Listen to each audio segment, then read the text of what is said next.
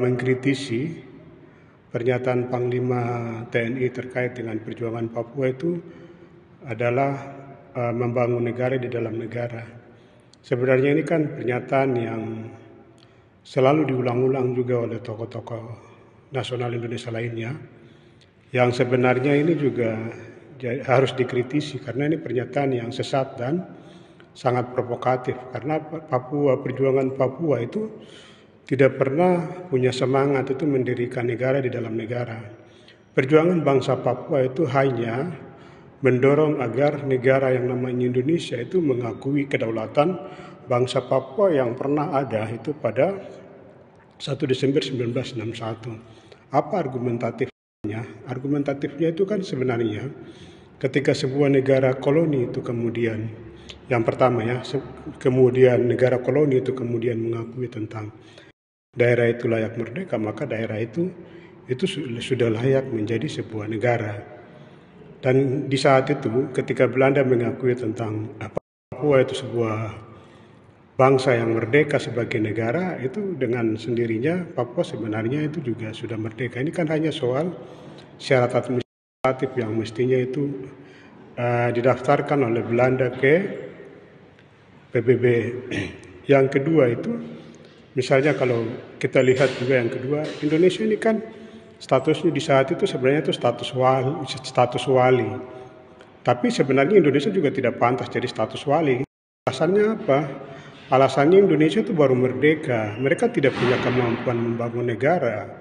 Indonesia sendiri di saat itu butuh waktu yang panjang untuk menjadi negara yang mandiri. Bagaimana dalam waktu yang seperti begitu kemudian itu mau menjadi status wali? Ini kan kedunguan di saat itu yang kemudian dipaksakan seakan-akan hanya dengan deal-deal politik Soekarno terhadap Amerika dan segala macam, hanya untuk memasukkan Papua supaya pengurasan sumber daya alam itu kemudian bisa terjadi. Walaupun kemudian saat itu Soekarno mengkhianati Amerika dan dia harus juga dilengsarkan oleh Soeharto. Tapi bahwa itu kejahatan di masa lalu yang mencerminkan hal-hal buruk yang sebenarnya itu tidak pantas dalam bernegara, apalagi kalau semangatnya itu adalah penghormatan kepada konstitusional kebangsaan. Nah, ini kan kejanggalan dan masalah yang pernah kemudian dilakukan. Tapi dari dua hal seperti itu sebenarnya intinya itu posisi Papua di saat itu sebenarnya itu sudah sebagai sebuah bangsa yang merdeka, dan yang kedua itu Indonesia itu hanya status wali. Sehingga kalau mereka punya status itu wali, itu kan mereka tidak pantas itu kemudian misalnya mendorong referendum lah atau upaya-upaya pencaplokan segala macam, karena pengertian dari status wali itu adalah mereka punya waktu untuk mempersiapkan kemerdekaan Papua dengan mendorong kemajuan Papua. Tapi faktanya kan justru yang dilakukan adalah kejahatan dan kekerasan sampai dengan hak-hak politik itu kemudian dibungkam.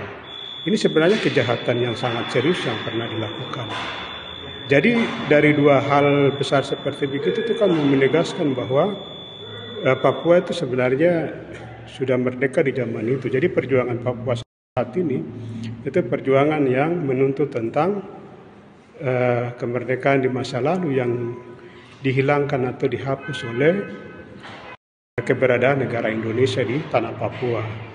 Sehingga status Indonesia di tanah Papua itu kan kemudian kalau dilihat dari rentetan masalah-masalah yang dilakukan oleh negara di tanah Papua itu sebenarnya kan bagian dari koloni baru yang dilakukan oleh Indonesia atas tanah Papua. Jadi perjuangan Papua sebenarnya itu kalau dilihat itu sebenarnya bukan perjuangan membangun negara di dalam negara, tapi perjuangan mengembalikan negara yang sudah dihapus atau dipaksakan untuk dihapus dan dihilangkan oleh negara Indonesia. Nah, ini kan kritikan objektif yang mestinya itu kita juga harus berani bicara, karena ini bahasa pandangan ilmiah, ini juga pandangan yang argumentatif yang mestinya harus diperdebatkan. Zaman sekarang ini kan bukan zaman yang kemudian orang cari delik-delik atau orang cari seakan-akan itu makar. Ini di zaman di mana itu logika dan rasionalitas serta pengetahuan yang didasarkan pada aspek hukum dan konstitusional itu yang kemudian harus didalami. Nah, misalnya yang berikut lagi itu kan Konstitusi Indonesia kan juga bilang bahwa hak sebuah bangsa itu kan untuk merdeka. Atau yang kedua itu kan harus menghapus kejahatan atau kolonialisme dari kehidupan di dunia ini atau terkhusus di Indonesia. Nah, tapi ketika misalnya Papua itu dipaksakan bergabung dengan kekerasan oleh Indonesia, itu kan Indonesia sudah melakukan kejahatan terhadap dua hal tersebut, sehingga ini juga kejahatan terhadap konstitusional. Karenanya pernyataan-pernyataan yang provokatif dan yang tidak benar ini kan sama saja dengan pernyataan-pernyataan yang juga bertentangan dengan konstitusi negara Indonesia itu sendiri. Tapi yang penting itu bahwa kemerdekaan itu hak segala bangsa. Dan yang kedua itu adalah kolonialisme itu harus dihapuskan. Sehingga tindakan-tindakan kolonialisme Indonesia di tanah Papua itu juga mesti harus dihapuskan. Hari ini itu negara harus tunduk kepada konstitusinya. Dengan cara apa konkretnya? Menghormati bahwa oh iya Indonesia itu hanya status wali. Yang kedua itu Indonesia sudah pantas mengakui bahwa Indonesia pernah salah dan sampai saat ini juga sudah melakukan kesalahan. Karenanya kemerdekaan Papua itu kan kemudian harus diakui. Ini hal yang ilmiah, hal yang logika, hal yang rasional, hal yang kemudian bisa diperdebatkan. Ini bukan soal